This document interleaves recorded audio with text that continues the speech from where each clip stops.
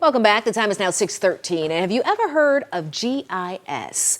Well, it's a high-tech way of mapping objects and how it relates to geographical features on Earth. So this week's Grace's Girls Club, we actually introduce you to a woman who is a subject matter expert in the male-dominated field.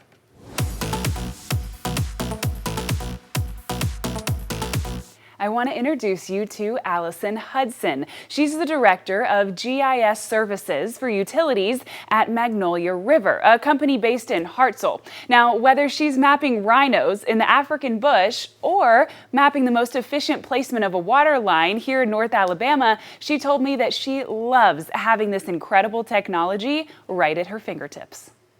There's a creative side to GIS that feels like an art form.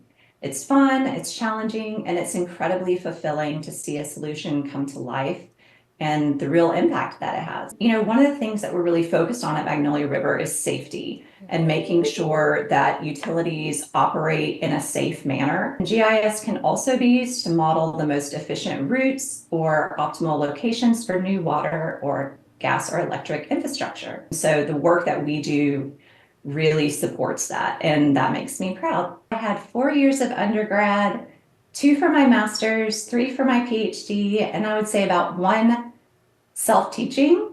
However, I'm going to say you can start in GIS in high school, you can get a GIS certification, you can get an associate's degree or a 4-year degree and be just as successful. What would your roadmap for someone to be successful in GIS be? GIS is the perfect technology for analyzing and visualizing patterns. So if you have questions about the world, if you want to be able to look at phenomenon at a large spatial scale over time, so what we call spatiotemporal, if you're interested in programming, in visualization, those are all things that are really important to all the brilliant young girls out there dreaming of a future in STEM. Every discovery starts with a question, and your question matters. You belong in labs, in space agencies, at tech startups, really at the front lines of innovation. Your ideas. All right, Allison. Well, thank you so much for being here and welcome officially to Grace's Girls Club. Now, in addition to that wonderful interview where you can also find the web exclusive online, Allison also wrote the most beautiful poem for young women in STEM to serve as a brief yet so lovely encouragement to them. I would really encourage you to take a look at it. You can view it on my social media page, but also on our website alongside her web exclusive interview, waytv.com/GGC.